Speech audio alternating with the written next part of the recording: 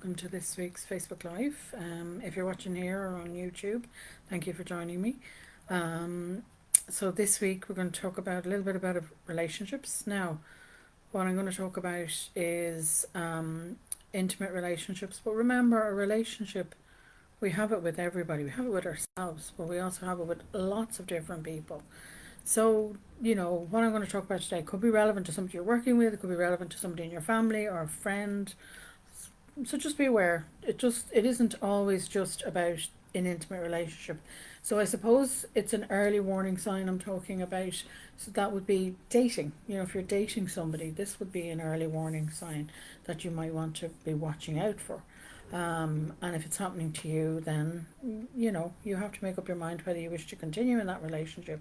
If you're already in an established relationship with somebody, and this is the way they're behaving, then again you have to evaluate, is this healthy for you to do?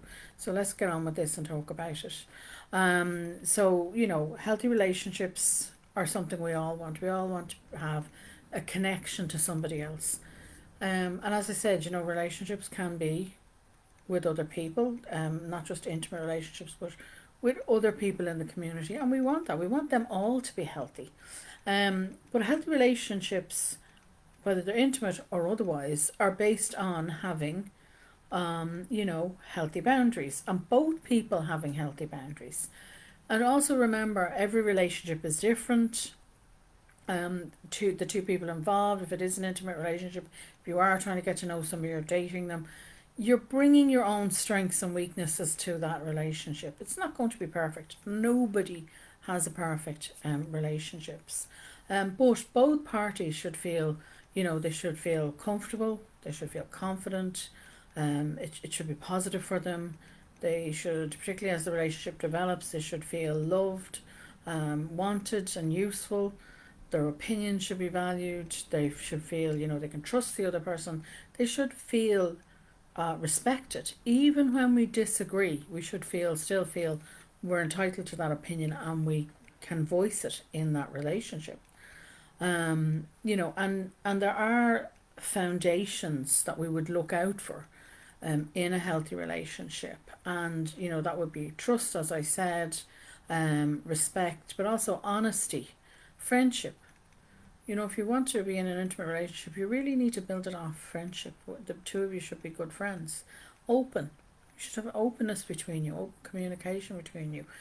Support. You should be supporting one another. And good communication skills as well. Now, these build as you start to get to know somebody.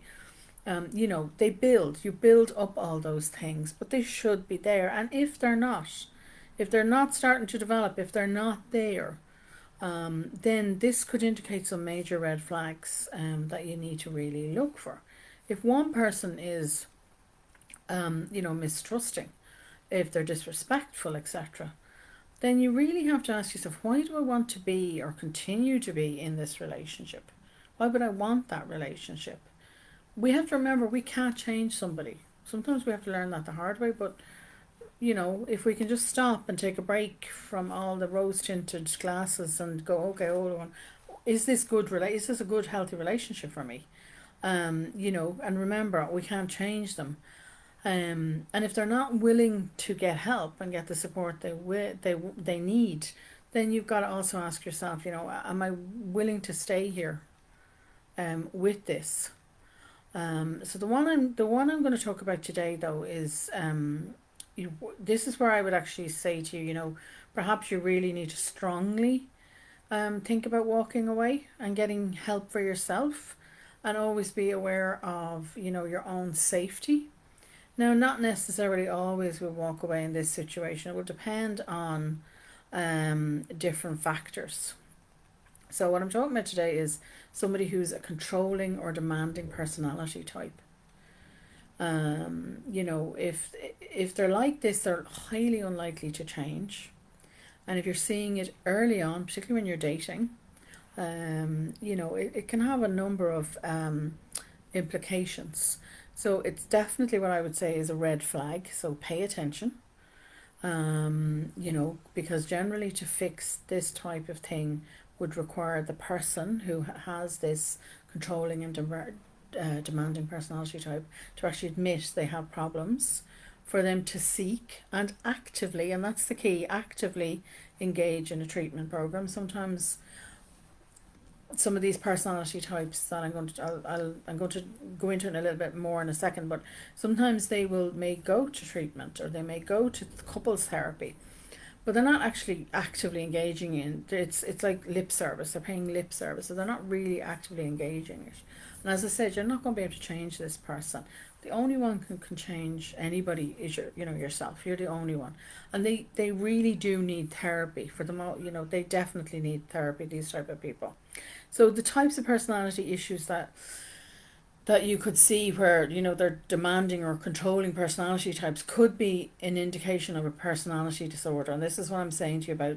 This is where you need to walk away. So psychopaths, sociopaths, a narcissistic personality disorder, major red flag.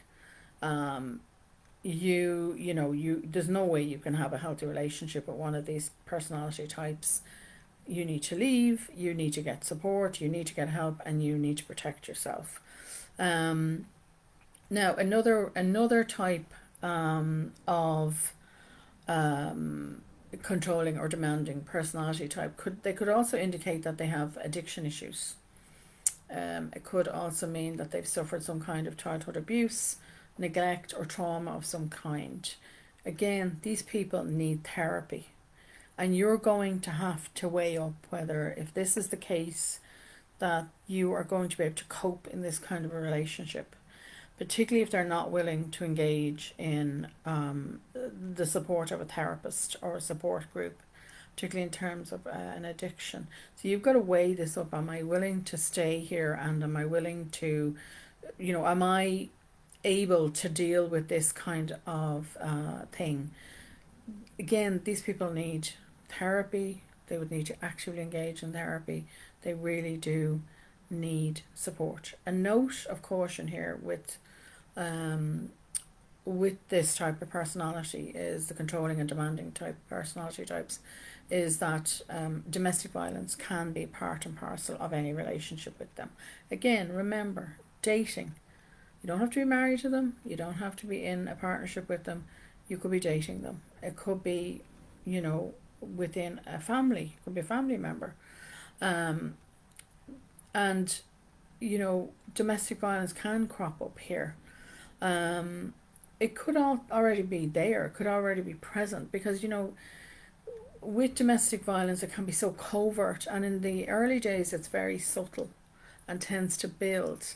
So a lot of gaslighting, coercive control can be there, and it builds slowly over time. So do you know what the signs are of gaslighting? Do you know what the signs are of coercive control? Please go and watch those videos if you're anyway concerned about this person, because generally you're going to be walking on eggshells around them, and you need help. You need to reach out and help. Again, please be mindful of your safety, because a healthy relationship isn't one where power and control are used by one partner over the other, where they're trying to dominate you in that, in an unhealthy way. And if you're living in fear of retribution or retaliation, then there's no way you're going to be able to try and maintain a healthy relationship in that. There's no boundaries in that one. If you found yourself feeling like that, please reach out to, I have a list of the organisations in the UK and Ireland in this week's blog. I'm going to place a link to it in the description. So please go and look at that.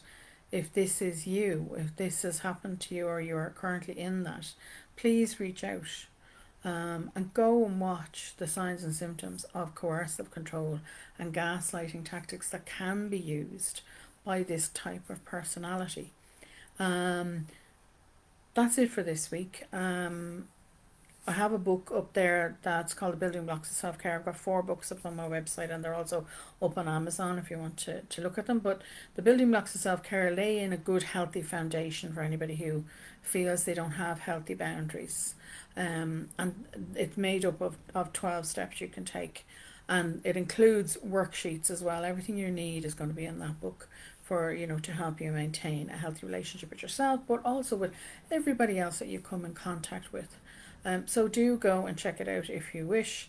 And as always, have a great weekend, and I will see you next week. Thank you for watching. If you're watching here, or you're watching on YouTube, thank you very much, and I'll see you then. Goodbye for now.